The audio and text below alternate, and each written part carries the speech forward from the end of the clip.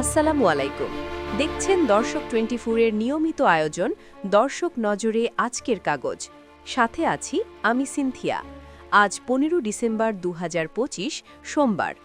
আজকের কাগজগুলোর মূল ফোকাস ওসমান হাদিকে সিঙ্গাপুরে স্থানান্তর ও তদন্তের অগ্রগতি, উচ্চ মূল্যস্ফীতিতে সাধারণ মানুষের আয় কমে যাওয়া এবং শহীদ বুদ্ধিজীবী দিবসের আলোচনায় স্বাধীন তদন্ত কমিশনের দাবি।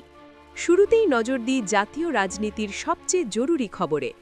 ইত্তেফাক, যুগান্তর, আমার দেশ সহ সব পত্রিকা নিশ্চিত করেছে ওসমান হাদিকে আজ সিঙ্গাপুরে নেওয়া হচ্ছে। আমার দেশ জানিয়েছে কিডনি ও ফুসফুসের কার্যক্ষমতা বর্তমানে চলমান। তদন্তের অগ্রগতিতে ইত্তেফাক লিখেছে ৩ জন আটক এবং হামলায় ব্যবহৃত মোটরসাইকেলের মালিক ৩ দিনের রিমান্ডে।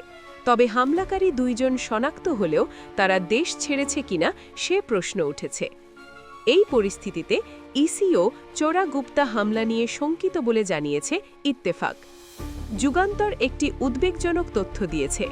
গত ১৪ মাসে ৫৬,০০০ ফ্যাসিস্ট গ্রেফতার হলেও ৭০ জামিনে মুক্ত। রাজনৈতিক নেতা তারেক রহমান একটি গুরুত্বপূর্ণ বার্তা দিয়েছেন ইত্তেফাকে। ম্যান্ডেট দুর্বল হলে কাজ করা সম্ভব নাও হতে পারে।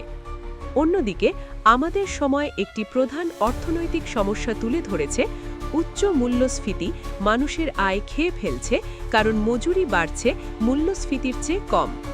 এই অর্থনৈতিক সংকটের বিপরীতে আমার দেশ বলছে দেশের অর্থনীতি এখনও রেমিটেন্সে ভর করে দাঁড়িয়ে আছে। ভোরের ডাক জানিয়েছে রাষ্ট্রপতি ও প্রধান উপদেষ্টা বুদ্ধিজীবীদের প্রতি শ্রদ্ধা জানিয়ে আকাঙ্ক্ষা ধারণ করে এগিয়ে যাওয়ার প্রত্যয় ব্যক্ত করেছেন।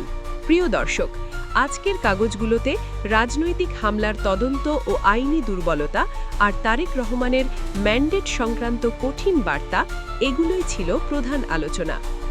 আজকের মতো দর্শক নজরে আজকের কাগজ এখানেই শেষ করছি। প্রতিদিন সকালে পত্রিকার ভেতরের খবর ও বিশ্লেষণ পেতে সাবস্ক্রাইব করুন দর্শক 24।